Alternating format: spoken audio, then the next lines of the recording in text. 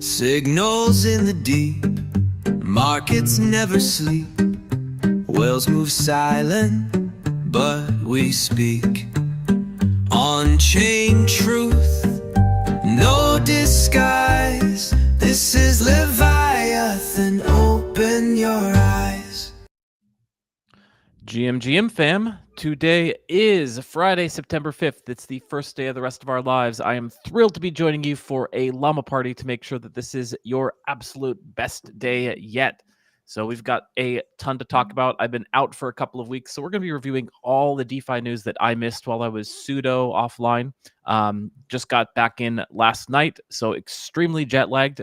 This is probably going to be a complete disaster, but I feel like that's why people tune into Llama Parties anyway, is if it's live, who knows what could happen? It might be a complete disaster, or it might be really, really good.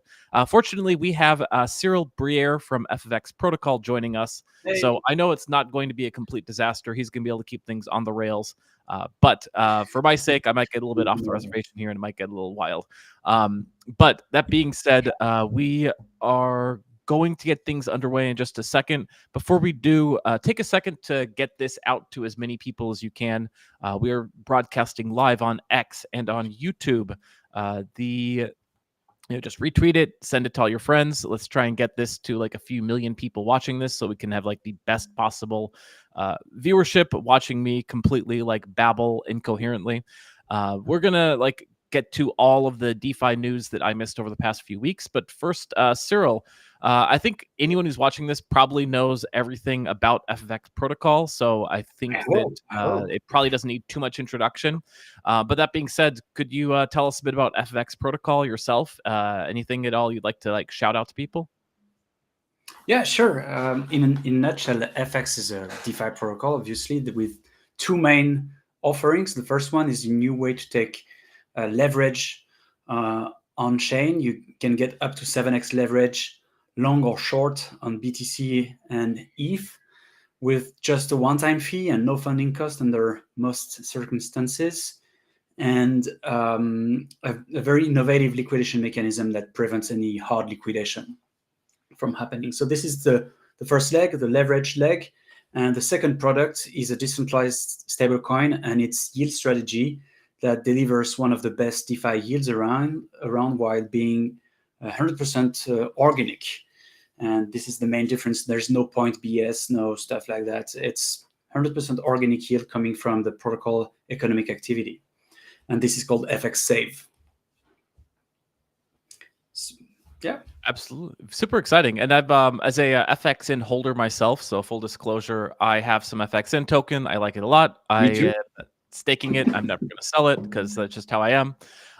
So been super excited to watch all the progress. And I think actually there's been a flippening lately, right? Didn't FX USD flip in Curve USD? Is it FX USD continues its chart to climb the TVL leaderboards?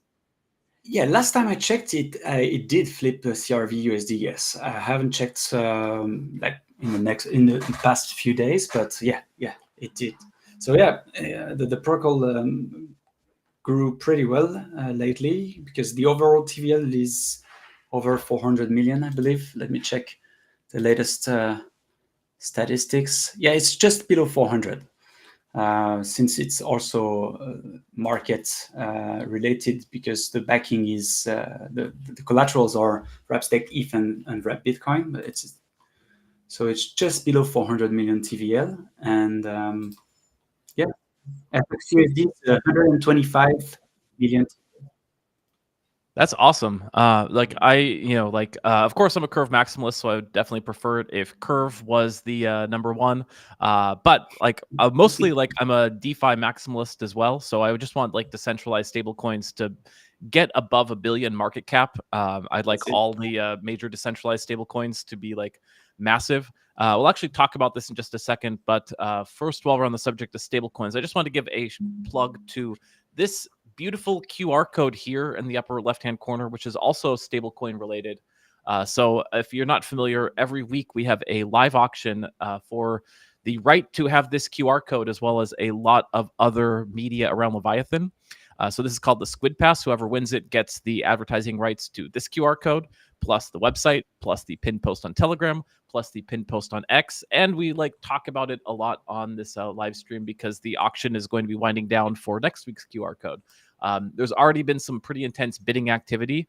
If you are not familiar, there's a channel that we use to host these bids. We have a bot that you can bid with, or you can bid on the website. And currently, it looks like there's something maybe going wrong with the channel, so we're not seeing the bids coming in the Telegram. But you can see that there is active bidding activity on the website, this Leviathan News.xyz. The current bid amount is 2,500 OF84AF. Whoever that is going to be, if things expire, they're going to be winning it. But for the next half hour, it's still last week's winner. So we're going to briefly shout out. This is Swiss, the Swiss franc on-chain stablecoin from Frank. So familiar with Frankencoin? Frankencoin is awesome. I've met in contacts once. In Denver, they're hosting a cheese event, which is great because I am a large individual who likes eating, and Switzerland has great cheeses. So I enjoyed some fine Swiss and even non-Swiss cheese varieties. But mostly what they're doing is not cheese, but let's see if we can get this a little bit bigger here. This is the Swiss Frankencoin. And I mentioned that they're stablecoin related because about 99% of all stablecoins plus are US dollar denominated. But the Swiss franc stablecoin is an exception, and they're doing really, really well because the Swiss franc is actually doing really, really well. So a lot of the kind of dollar, or let's not say dollar, like other fiat currencies out there aren't fantastic stablecoins because dollar is king. But there's a few nations that really have their act together and do a really good job with their own stablecoin. Switzerland being one of them. No surprise, Swiss, the kind of banking hub, is doing really well. So the Swiss francs is actually quite strong compared to the US dollar for the past 50 years. That's ZCHF. The Swiss franc stablecoin also by Frankencoin is the first major Swiss franc stablecoin. They had their first major CEX listing yesterday on MEXC, so you can now trade it on chain. So take a look at the Frankencoin. To get there, you can click on that QR code in the upper left-hand corner. I think that's everything they wanted to mention. Oh, yeah. They also have ZCHF and USDT rewards for users who deposit, trade, or invite other friends there. So a lot of great ways you can participate in the Swiss franc stablecoin ecosystem. And if you don't care about it, then again, go check out the auctions where you can displace them in about 25 minutes and get your own project shouted out. I think that would be worth more than about the $20 that Squid Pass is currently going for.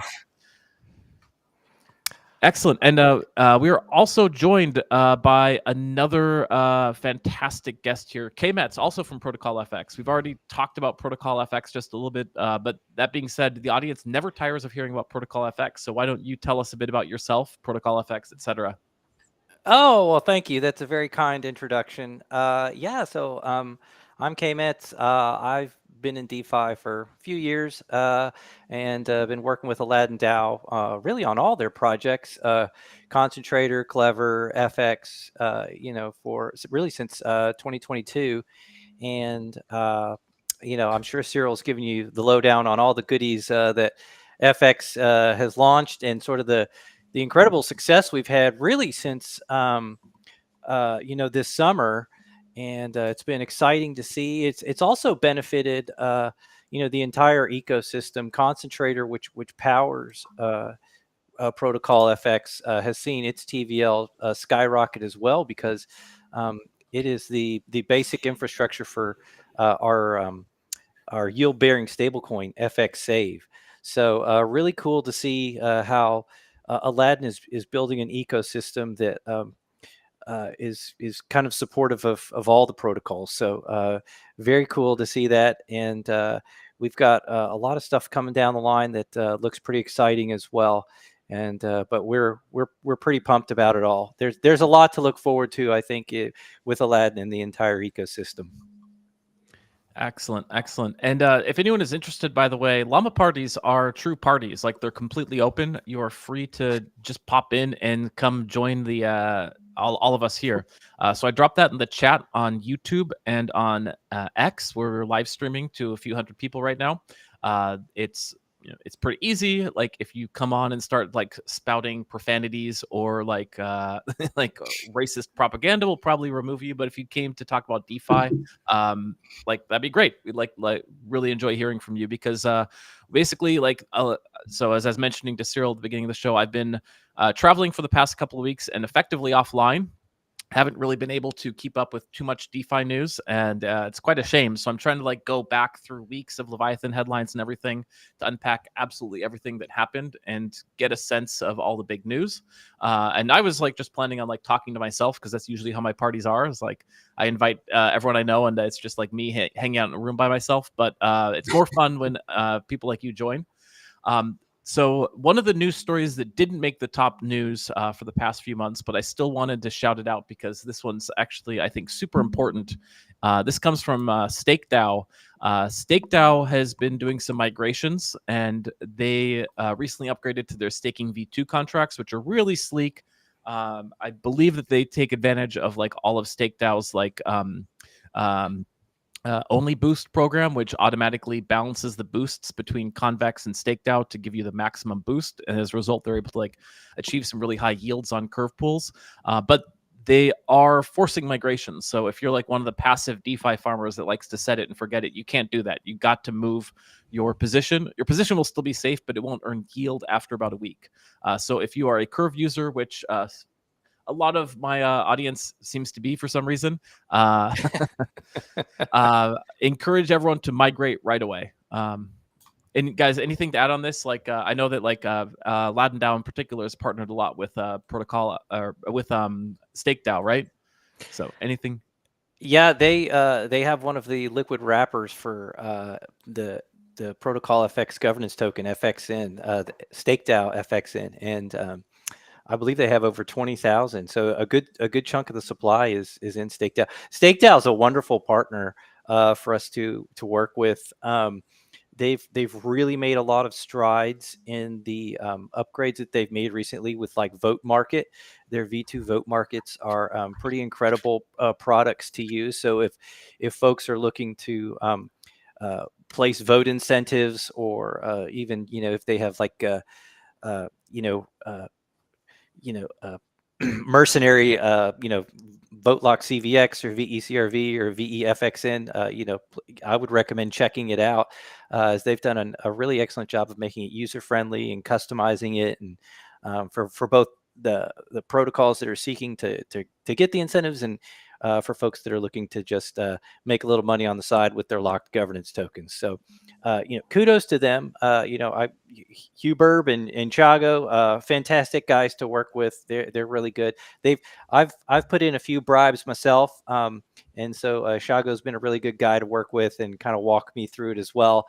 And I just think I think those guys have really done a good job, growing StakeDAO and really making it sort of like one of the preeminent liquid lockers in DeFi, as far as I know.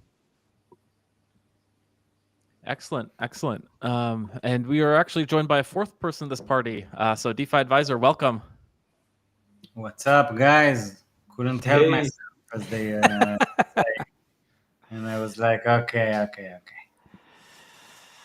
Nice to be on. Good to have you back, Curve Cap. Always a pleasure. Nice to have Llama Party. Nothing tells you there's a week. Like two things tell you that the weekend is coming: Shabbat, first of all, and then a Llama Party. And of course, with the Aladdin and FX guys, Kamet and Cyril, the former A team, I've missed it. So definitely. Yeah, that's right, man. Right. Hi, and to learn about some of the updates. Man, FX is really getting some attention that we haven't gotten before. And I've seen Cyril on some podcasts. Like, I don't know, Cyril, when are you going on Joe Rogan? I can't tell. It's a secret now. All right. But I was wondering, We're hoping so you missed some news, but I've seen you've been in some interesting conferences, Garrett, lately. Can you share a bit of your feeling of that conference, of what you like if you heard some interesting stuff or felt some interesting stuff coming to the space. Absolutely. This is actually a perfect segue. We were talking a little bit ago as things were starting off about stable coins and decentralized stable coins, right? So one of the things that we do, especially at the end of the month, is we go back and we take a look at the top headlines from the past month. And when I was crunching it, the top headlines for August, I was extremely disappointed to learn that I was the main character. Then that the number one story of August is me presenting a talk at Rare Evo on why TradFi stablecoins need DeFi stablecoins. And of course, if you're like new to crypto, the reason you don't want to be the main character is it means that I'm likely to get assassinated or sent to jail soon. So I was not very happy about this. Although, in my defense, I think this is a glitch. The original version of this headline actually had my last name in it. So I think that's why this got so much attention, because I also noticed that after my last name got published, like I got a lot of like hacking attempts against various accounts I own. Oh. So I'm pretty sure that that is like a bit of a misnomer, and that there's like a lot of like people like scammers out there that are like, oh, okay, we finally figure out who this guy is, even though it's not like actually a big secret. Sometimes the scammers aren't that smart. Had to put your LinkedIn profile on private. Yeah, exactly. But that being said, like, yes, I have been traveling recently. That's the reason that I can and speaking even less intelligently than usual. So at the beginning of last month, I was at the Rare Evo conference in Las Vegas, which was a fantastic conference. Would highly recommend, and can give some give a bit of details about that. And then just a couple, like just shortly after I got back, I heard that Michael Egorov, the Curve founder, absolute Chad genius, who somehow was like only like sixth on the list of those headlines I was just showing. He was scheduled to give a talk in Hong Kong to the Bloomberg offices, and he had to back.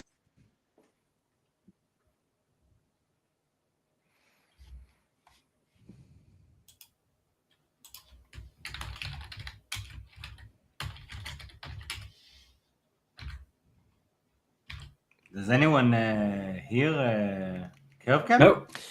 No, sir. CurveCap, we haven't been hearing you for like 30 seconds. Still nothing. He'll power through it. We'll get there. Testing. Can mime maybe? Hello? That's, Hello? Can you hear me now? not yet. Oh, there he is. Oh yeah, what happened? How did it even happen? I told you the hackers are after me. Once they get my last name, like they're able to get in my computer and everything. They're envy. They're just envious. Kev, you mind if I put the screen like this so they see the background of the Llama Party, or you want it? Oh yeah, that's way better. Thank you. I was trying to futz around to do that. It was too much. Maybe that's how I like lost the audio, as I was trying to like move the backgrounds. Okay, so what I was saying was, did you hear the part where Michael Egorov was scheduled to speak, and unfortunately he was not able to speak? Yes, sir. Yeah. Okay. This is where it stopped. Okay, because that is like, I'm sure, a big disappointment to the Bloomberg team, because it's like you go to a restaurant, you order steak, and they're like, well, we're out of steak, but we have hot dogs. Like, that's a meat. That counts, right? They sent me in place of Mr. Egorov to this event, and I basically gave a version of that same talk I gave in Vegas about why decentralized stablecoins need centralized stablecoins. I tweaked a little bit of it to better suit the format, because the Rare Evo conference is very different from the Bloomberg audience. But basically gave a substantially similar version of the speech. And what was really funny about this was, after like I posted this thing about Bloomberg, a lot of people on Twitter were like, hey, can you post the speech? And I was like, no, like the official event was Chatham House rules. There's no recording. You're not even allowed to like leak too much information unless like you could talk about yourself, but the Chatham House rules say that like you can't kind of disclose the source. So if I heard like someone else is there and gave like crazy alpha, I could talk about the alpha, but I couldn't give the source of it. So can you please do this? But that being said, if you want to like, if if you'd like to like see a copy of the speech, like everyone was asking for, like just watch the Rare Evo speech, which was posted. Watch the Llama Party I did right before the Rare Evo speech, in which I gave a draft version of it. Like, there's plenty of versions of it. But that being said, like what I'd like to talk about with this like esteemed panel here is the topic of the speech, which was why centralized stablecoins need decentralized stablecoins. Because I gave my like plug for it now in many locations, but I do think it's a real thing that like centralized stablecoins are the market, right? Like they're 90 plus, depending how you count, 99% of the stablecoin market. And yet, if you look at it, like the way that most of them got big, like Tether, for example, is by having massive integrations throughout DeFi. And all the most recently successful centralized stablecoins, like BlackRock's BUIDL fund, did so by leaning into DeFi and finding ways to like help all this like liquidity bridge from TradFi to DeFi, which is like the short version of my plug for like why centralized stablecoins actually need this like really small but growing pocket of decentralized stablecoins like Curve USD, like FX USD. But yeah, we have experts here on decentralized stablecoins, so I will stop talking inarticulately and let you guys. Do you agree with this? Like, do you think that centralized stablecoins need decentralized stablecoins? I do definitely, and actually, I was talking about this in an interview I did a couple of days ago that should be published soon, because I believe, like when I first started in DeFi, I saw this as some kind of a fight, like the good and the bad guys, and like the good ones are the decentralized ones, and the centralized ones are the bad guys. And in the end, I believe there's a synergistic relation between the centralized solutions and the decentralized ones. Obviously, I believe we need decentralized stablecoins, and at some point, people will be disappointed with centralized solutions. But like, for instance, even about when we just talk about yields, decentralized stablecoin deliver better risk rewards, but the centralized one so far are the gateway to access to these yields. So yeah, I think there's many synergies between both of them, and we see lately, like I think one of the reason of the latest FX growth is the fact that many centralized stablecoin solutions and protocols, which are like CDFI stuff, start using FX USDs and FX saves yields in the underlying. So these guys are building centralized or a little like not exactly DeFi stuff, but they harness DeFi yields and become a good access door to DeFi for people who are maybe less experienced. Yeah, I'll kind of like dovetail into that. You see up on the screen there that there was an article published here last week by FX Protocol that was co-written by Curve, Aave, and Liquidity, and just speaking about sort of like the massive amount of centralized stablecoins that have become prevalent on especially Ethereum mainnet, but throughout DeFi in general, and just sort of the issues that it poses for mainnet.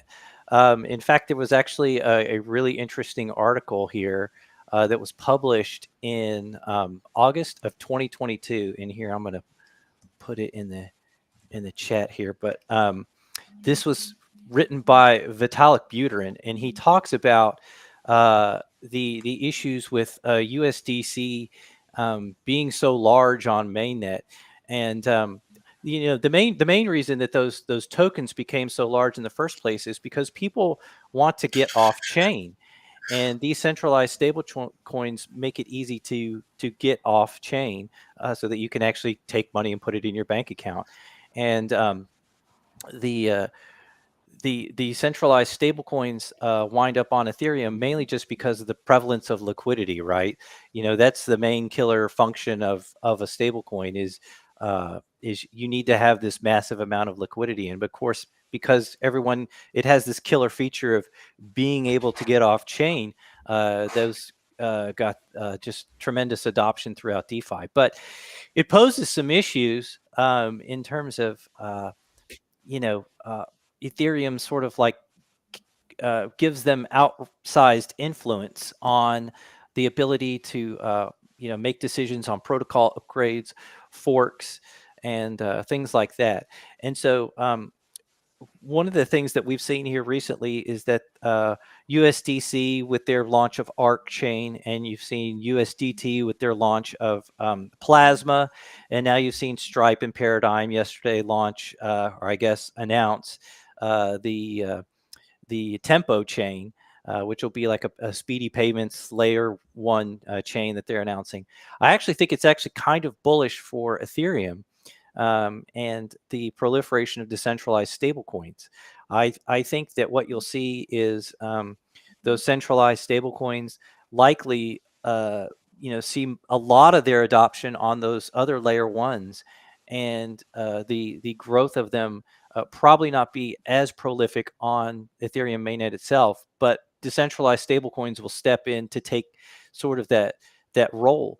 And I think you'll see that decentralized stablecoins will basically serve as a euro dollar for the entire on-chain marketplace, basically as a means of sort of like keeping a ledger between all these other parties. And so you'll likely see a lot of them utilize Ethereum for all the reasons that everyone else thinks that Ethereum's great, is because like none of the transactions get censored. There's actually like legitimate privacy options on Ethereum, and so I think that these centralized stablecoins will be reliant on these decentralized stablecoins, and not just for those reasons, but also because Ethereum has one exceptionally killer app, which is staked ETH yields, which these centralized stablecoins can't access unless they are on Ethereum mainnet. And I do think that staked ETH yields will be a massive financial sort of incentive for people to utilize it. I mean, it's as it's programmatic, it's decentralized and it's non-stoppable. And I believe the minimum staking yield, even if every ETH was staked, was something like 2%, which as we are all seeing, sort of like as bond yields on the lower end of the time frame scale go down, that makes Ethereum staking yields more attractive. So I think there's a lot of things to look at when we see sort of like these announcements by these large centralized stablecoin providers, and how it's going to affect Ethereum and DeFi and as a whole. But I do see a lot of positives that can come from it as well. So it'll be interesting to see kind of how the next year or two kind of plays out, especially with macro conditions kind of like getting a little bit more uncertain, with things like the United Kingdom bond market having some issues. You're seeing the government of France sort of like have a little bit of topsy-turviness, and even here in the United States with, you're seeing the passage of the big, beautiful bill, and Scott Bessent having to issue tremendous amounts of U.S. bonds at the short end of the yield curve. So it's going to affect USDC and Tether, as a lot of their reserves are made up of those short-term financial assets, and how it will impact them, their ability to make incentives for their chains, and continue to grow their stablecoin. So many variables to toss out and kind of like determine sort of like what the future looks like. But I think it's exciting for everyone. I think everyone universally agrees that stablecoin growth is up and to the right. So it'll be cool to watch it all play out. Yeah, and just so you guys know that I definitely check out that article that I had on screen a little bit. I've dropped it into the various chats. So if you're chatting live on X or YouTube, by the way, on X, like a big milestone, we just flipped Tyler D's FOMO Hour Fartcoin Friday in terms of viewership, which is great. But retweet, share, get that to as many people as possible. I've replaced it with the auction, because the auction is expiring in about less than 10 minutes, and we're seeing some intense bidding action. So LXAC has now taken the top spot with a bid of 10,000. But anything can happen as people start to figure out how to like bridge. It's really easy to participate in these auctions, by the way. You just have to have either WFRX ETH or Squid on Fractal. The frax.com website makes it super easy to pop over there. And I don't I'm too jet lagged to like be able to like convert these bidder addresses in my head to the actual bidders. But if you're in the auction chat, please like shout out if you are any of the people that are bidding, because we get to talk about your projects live. Although that being said, like I want to bring it back to stable chains because you mentioned Stripe and their upcoming Tempo, and then of course Tether is launching just before that, their own because I'm getting some info that I'm not sure about. Just if you don't mind, just 1 minute. Cayman, Please. am I bidding against you now? Is that you bidding there? You were. Man, it seems I've been outbid by quite a bit. So Okay. Yeah, I know that's psyops, but okay. You can go ahead. Nobody has enough squid, do they? nobody has enough. That's right. Excellent. Well, maybe we'll get to a squid chain at some point, but before that, let's talk about stable chains because they're like I think you guys both talked a little bit about it in terms of there's the Tempo chain from Stripe, which incidentally I believe Sam Kazemian of Frax is like he's moonlighting as like an advisor to them while still being CEO of Frax, so you know that it's going to probably be a very successful chain if that's the case. And Tether has their Tether chain. That being said, though, I still have the feeling that Ethereum mainnet is going to remain dominant for stablecoins. I just think that like it's like a killer use case for Ethereum. We've seen a lot of attempts to displace Ethereum as like the home of stablecoins, and none have yet succeeded. So like I'm going to just go ahead and like make the prediction that like we'll continue to see erosion of like it will I shouldn't say erosion, but like we'll continue to see like L2s stable chains like getting significant volume and market share of stable coins. But I think Ethereum mainnet is going to remain like the plurality or possibly even majority like home of stable coins for at least the next few years. Yeah, I definitely would agree with that. I don't. I mean, I definitely see these other chains gaining adoption. I think it'll be interesting to see uh, the level of adoption, the speed, and who really takes interest in them. Obviously, with Stripe launching Tempo, that instantly tells you that retail folks will be able to utilize things like Apple Pay or Google Pay or their debit card from their bank or whatever to make payments. So I think that's definitely a killer app for them. But it will be interesting to see how those L1s interplay with the stables on mainnet and sort of what that looks like and how they interact with other chains as well. And I think what will be interesting as well is just from a retail perspective, how folks will interact with these things. Will you even ever touch a stable coin if you are a retail user and you have this Stripe option? It may very well be that DeFi has finally matured to the point where it's not really a retail space anymore, but it's mostly sort of for back end infrastructure, which I think is probably a good thing. I'm kind of ready to end all this hype train stuff and kind of really get down to kind of serious business, but maybe there's still room for it as well. It's kind of hard to tell, but I think it'll be it's interesting to see all these L1s kind of pop up. It's as I was like kind of like reading some of the tweets yesterday, and I'll get off my soapbox here in a sec, but some folks were being like, well, why aren't they launching L2s instead of like these L1s, and when you have Tether in USDC with such large positions on Ethereum mainnet and have such large influence on the upgrades and the fork choices for Ethereum in the future, you as a stablecoin provider have to take that into consideration as to the base layer and building on top of that. It's definitely a concern, and so I can see them launching these L1s, and then perhaps after a period of time, if it's as those is decentralized stablecoins grow and proliferate and create this more secure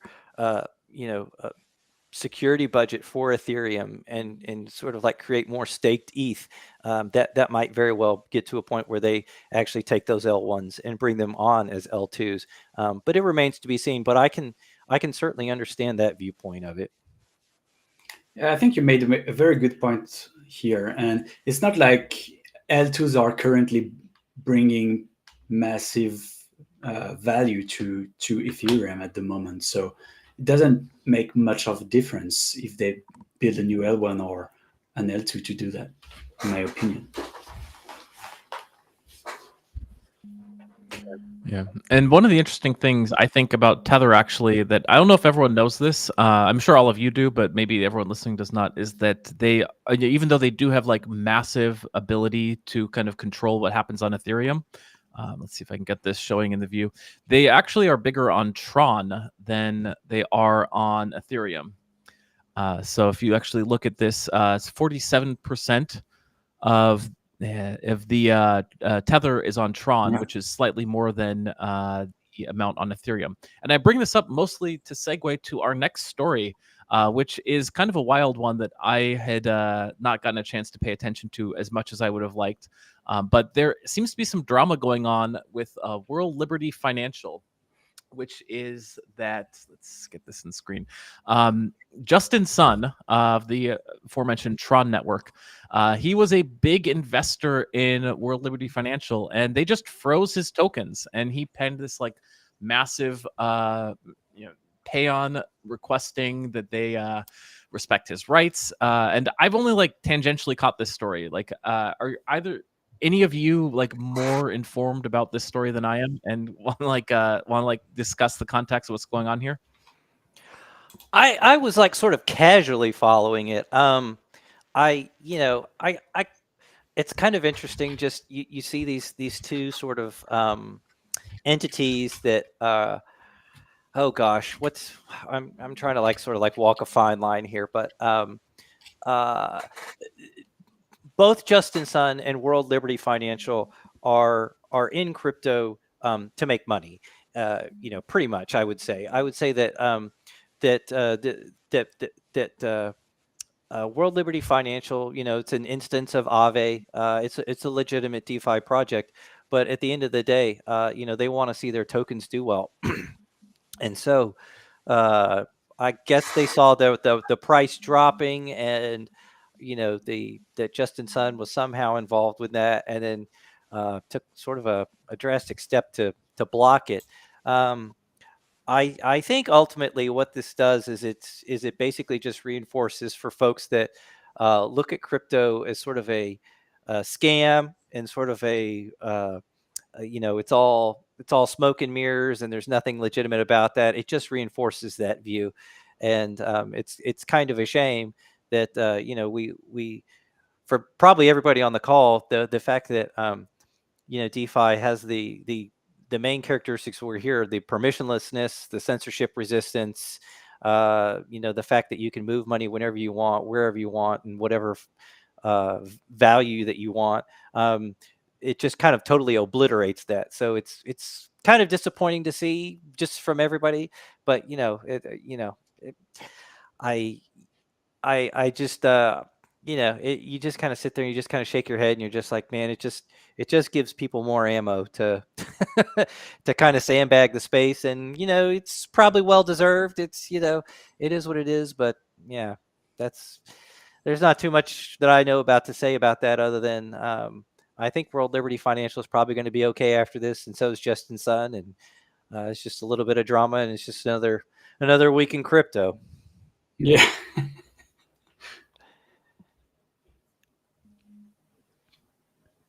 Which reminds me of the title of DA's show, Another Day in Crypto. What do you guys think about Justin Sun? Are you guys, because I've heard people like describe him as like straight up scammer. I've heard some people describe him as like useful to the space. Like, what's your take on Sir Sun? Yeah, I've read an article like a year or two ago about him that was really interesting. And the folks that they interviewed for the article basically said that he has absolutely there's no amount of risk that he's willing to like not take on. which I think is probably the best way to describe him, is that he's just an insane risk taker.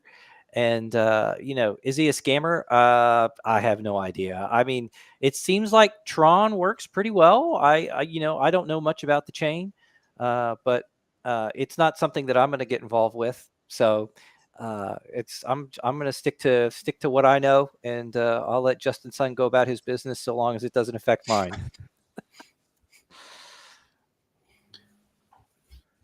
Very well put. Very well put. Here, it looks as though the auction. Here Go ahead. Wow, Yeah. someone actually bid. That's not me, by the way.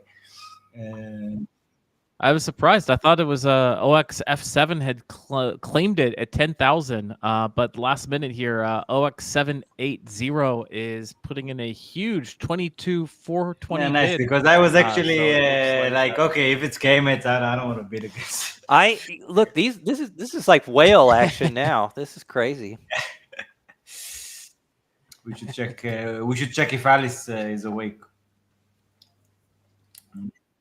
Oh yeah, and incidentally, that's one of the I've now, since we have a couple of auction participants here, this is like not like the most important news in DeFi, but we've had some conversations here and there about how to like look into building our auction system V2, in terms of like what are the what works well, what doesn't work well, and as much fun as these like llama parties to see the like final auction results are. There's something that's like kind of sucks if like the auction expires at a time when you're going to be asleep. So it might be useful to like look at another auction bidding mechanic that makes it a bit easier to like everyone submit their bids and whatever time zone you're in, because DeFi is 24/7. There's a lot of people in all sorts of crazy like time zones. I don't know. What do you guys think as auction participants? How could we or what features should we look at as we build out and consider the mechanics for the auction system V2? Well, today's my first time to really place a bid on it, and it was very simple, very easy to do. So I like what the system that you have now. It's pretty straightforward. Can I share some thoughts? Okay. I think that our biggest bottleneck with this so far is the fact that they have to bridge to Fractal before they do it. And this is why I haven't actually. I've never used Fractal yet, so I know it's something I need to take care of if I want to try it. And there's at least one bidder that if I hadn't manually tell him yeah man, go to cross curve and bridge, and then you know what I mean, yeah, but what we actually need is to build something that people will be able to bid with, whatever, if they have ETH on mainnet, they should be able to bid. You know what I mean? And also, I don't think that we should only accept Squid. I think we should actually get FX Save, of course. Oh, now you're talking. At least FX Save is going with the narrative of the most successful token in the world, while we have a token which is the name of an animal. But And you guys, you could probably get in touch with the guys at Enzo, because I believe they built an infrastructure to do exactly what you say, the DA. It's really? Like interacting. I actually thought that we should talk to Cross Curve.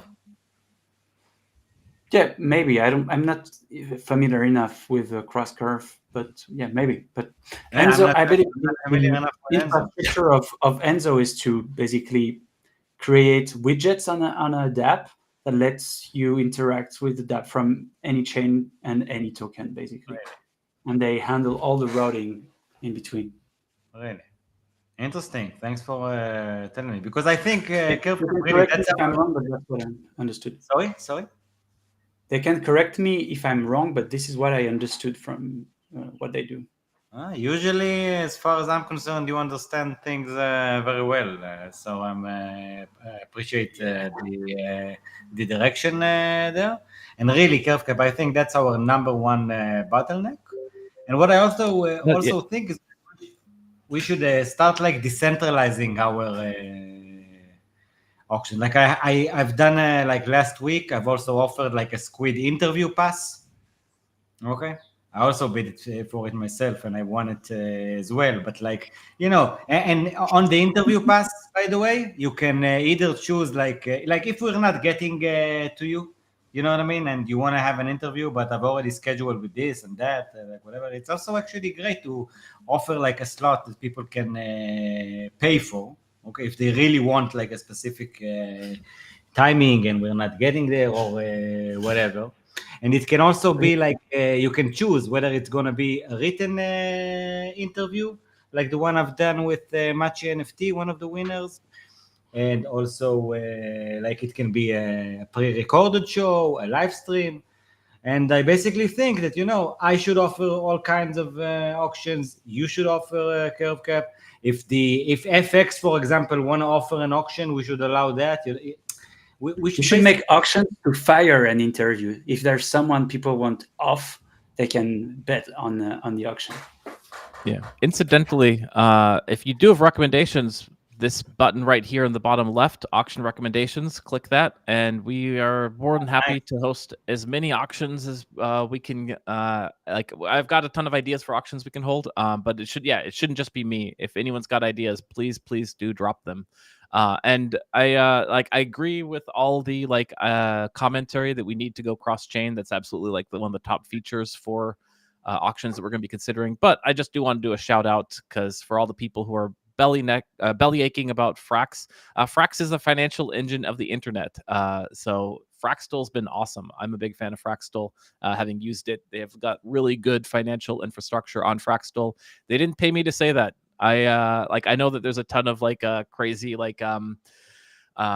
incentives flowing around the space to get people to spout off opinions, but no one wants to bribe me. So this is just like me. I guess you could say I'm pumping my bags, but I have like a small amount of, I have like such small amounts it qualifies as dust of like nearly every token. So excellent. Good stuff. We've got, I know, I think Cyril, you have to leave pretty soon, right? Yeah, I actually have to leave. Yeah. All right. Before you bounce, is there anything that you'd like to shout out that you haven't already got a chance to shout out? Yeah, if some of you are listening, maybe it's a little early to talk about this, but we'll be in Singapore for Token 2049. So feel free to ping us on the Aladdin DAO Discord. It would be happy to meet the community and other builders in the space. Or yeah, anyone, feel free to ping us. It's actually in a month, so not too early. Excellent. I don't believe I'll be there, but I know some people from the Curve team definitely will be there. So make sure to party with them. I'm sure you will. Oh yeah. All right. See you guys. Thank you very much for having me again. It's been a pleasure. Bye, sir. Nice to see you. Adios, Anytime. sir. Anytime. And as people know, the Llama parties are public, and anyone who wants can join. The link is in the chat, so feel free to pop in there. We're open to over a few hundred people. I think 500, 600 people watching this live on X. I don't know how many on. Oh yeah, 700 on X. So we have now tripled Fartcoin Friday. That's the benchmark we always look for, right? It's probably a pretty good benchmark to beat, you know. It probably, I'd imagine that's some serious quality content there. That would be really tough to do better than. So it means a lot. We're about 1 minute away from this huge bid coming in to take the Squid Pass. But before we do, let's just have one final look at the current Squid Pass holder that's about to get displaced. Because DeFi Advisor, I shared a bit about them at the beginning. Maybe you can talk a bit more about anything that I might have missed, because you're the one who published this article and therefore earned Squid on Leviathan for it getting approved, about the Swiss franc and Frankencoin. To be honest, not only that, I bought it because, like I said on the streams, I said it for the first time on the Altitude stream on Tuesday, I think it was. I've actually started working with the Frankencoin Association about content and thank you very much, content and communications and stuff like that, assisting them with that. And it's actually it's quite fun. It's a big opportunity for me as well, and I really enjoy working with Johannes, the managing director there, and Lucius, and the other people on the team. It's a very good experience actually, and yeah, you know, the landscape of stablecoins is so like the USD denominated stablecoins are so dominant that I actually do think that there is room for growth with other stablecoins, and I actually think that a Swiss franc stablecoin is actually very well positioned because of traits such as store of value. That's why I've chosen this specific tweet demonstrating the power of the Swiss franc in the past 50 years, ever since Nixon took the US dollar off the golden standard, something like that. And yeah, shout out to Frankencoin, been an honor. We actually had our, there was the first major sex listing yesterday on MaxC, and there's a competition, like a trading competition over there, and people are winning ZCHF, the Swiss franc stablecoin token, and USDT prizes. And actually been a lot of fun. We also had our first in-house stream yesterday with Johannes and Lucius when they it was like an AMA of the Frankencoin Association, and they've answered questions from the audience. It was kind of fun. Actually, it was a lot of fun and good energy, and I think a big opportunity. And I really think that there's also like ways that hopefully this kind of stuff can. Like being on Leviathan News and doing stuff like that, sometimes the opportunities are related. You know what I mean? So I actually think that it brings a lot of other opportunities as well, and excited about it. Yet definitely also excited about, I think, what's been going on with us at Leviathan. I think there's a good direction. I think the new Llama Party format is great. I think the auctions format is great. And I think we have a winner for this auction. It's official. Huh? It is official. So we don't yet have the ad copy or creatives because it was kind of a last minute bid that came in, but it does seem very likely that it's going to be AOS, the DEPIN leaders that have won it this week. So we'll look forward to seeing what they come up with. They always have fun copy on their stuff. Good stuff. Good stuff. We got like 10 minutes left or so, so I'm really curious to get your guys' thoughts. Like at the beginning of the hour, I showed the top stories from August, and this is still in development, but the top stories so far from September. Also, like copies. Number 3 is the one I want to talk about. Yield Basis is approaching its mainnet launch, and Yield Basis is, of course, like. If you're not following it, it's a brainchild of Michael Egorov. He thinks that he's figured out a way of defeating impermanent loss, and in particular through the application of doing so, this is going to take the form of basically like Bitcoin pools with extremely high, where the impermanent loss and volatility of Bitcoin gets piped into yields.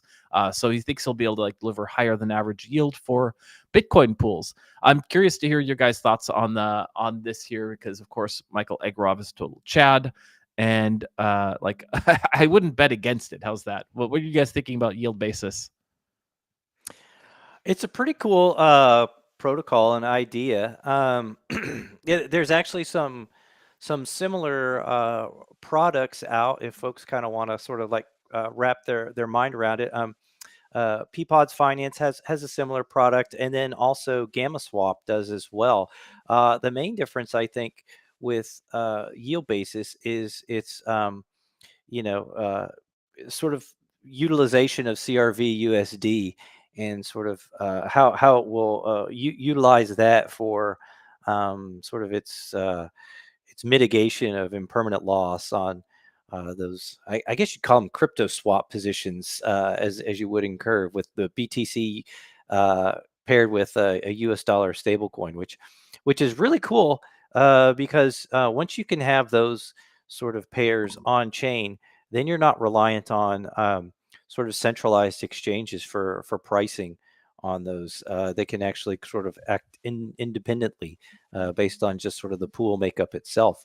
But I think what Michael's got is a pretty good idea and a pretty cool strategy.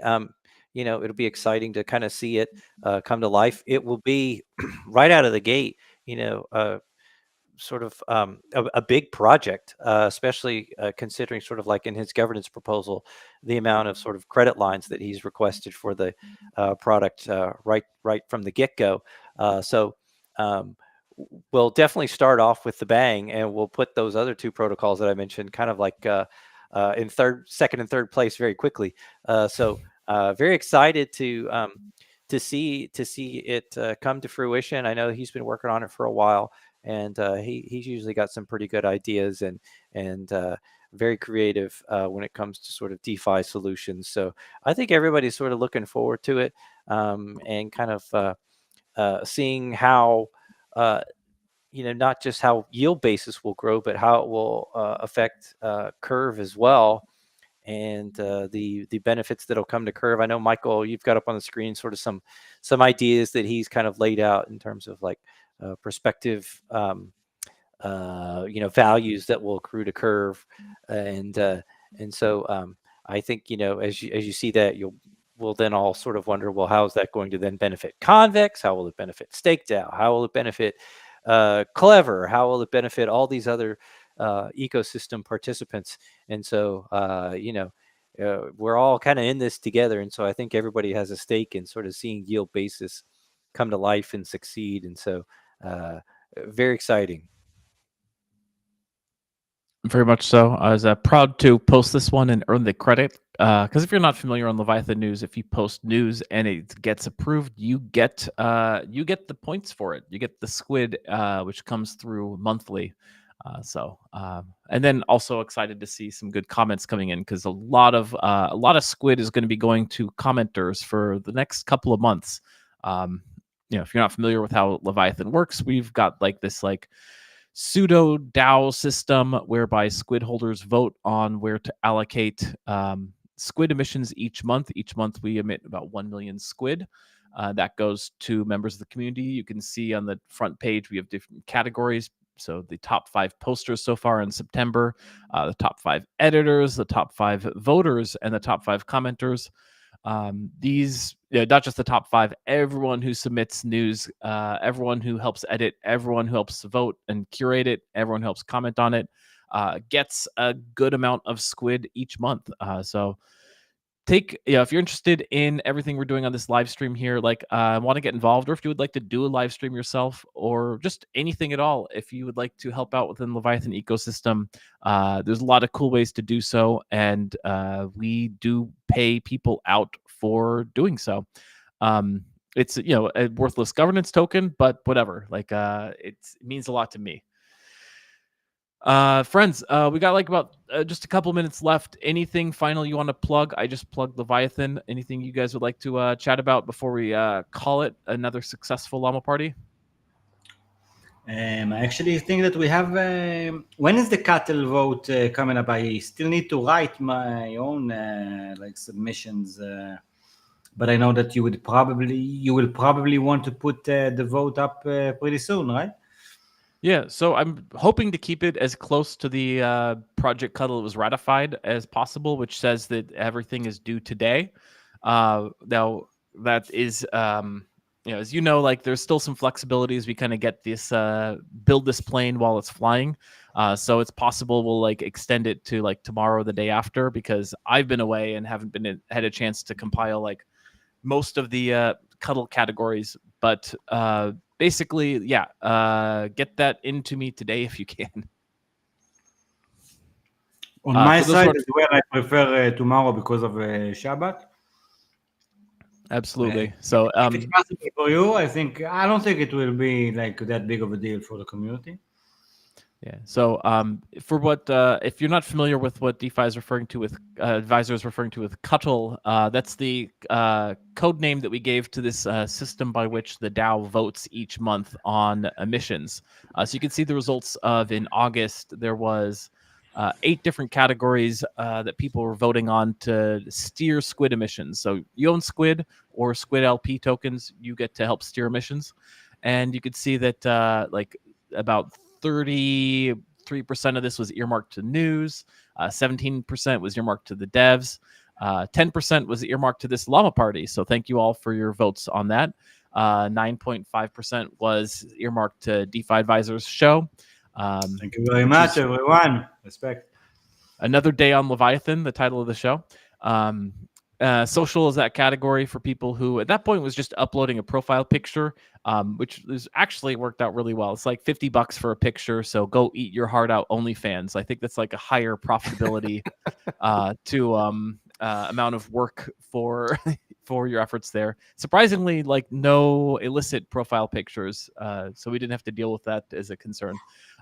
People who voted in the DAO also got squid back for their efforts, as well as people who participated in the auctions. We're going to have probably substantially similar categories this month, although we are going to be breaking news out a little bit. News included people who helped like quality control content. That'd be like voting on stories. We're breaking that out into a separate category because we want to combine that with some anti-spam actions. But that being said, Also, if you have... Oh, go ahead. No, I'm just saying. Also, the written articles. I've done a written article with Machi NFT, one of the winners of the Squid Pass, the one Alice bid for, and it made us also realize that we should open like another category of these written articles. And I think that's actually the beauty of it. You know, I really want to give you a shout out here, Curvecap. I think Cattle was mostly something you've constructed in your imagination, at least the basic mechanisms, and definitely all a lot of work that it must have taken you to actually put it into action and to move through it. And I've been getting a lot of positive response about this mechanism and about the fact that people are much more pleased now with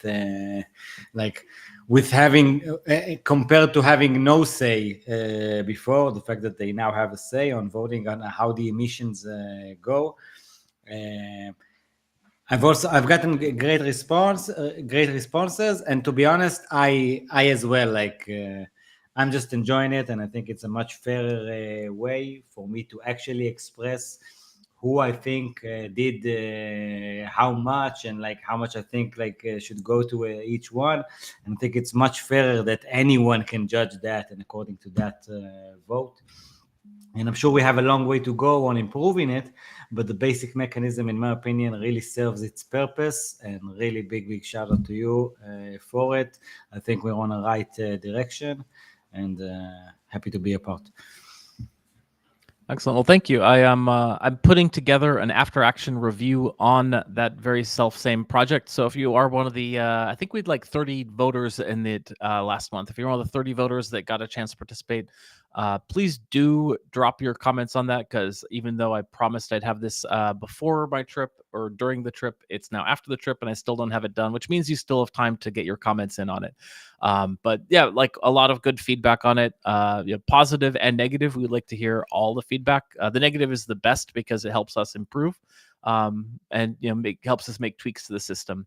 But yeah, I've also really enjoyed it. And as you can see, we're very transparent about trying to add and reward people who are contributing positively to the growth of the Leviathan ecosystem and thereby squid health. Friends, I think we're there. I think we're at the hour mark. I think it's been a successful Llama Party, probably the best Llama Party we've had so far, because we got to have you handsome Chads joining us. So thank you for both popping in and making it a true party. Anything final you want to say before we call it for the day?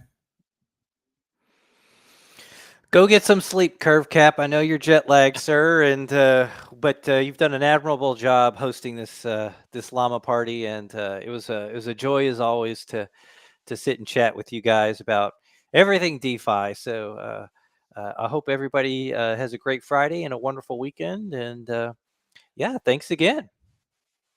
Nice. I will just give Absolutely. one shout out. Kemet, thank you for coming. Thank you for bidding. And of course, big shout out to you and all the Aladdin DAO team, FX Protocol, Clever, Concentrator. I've seen you grinding your way on X as usual for the community.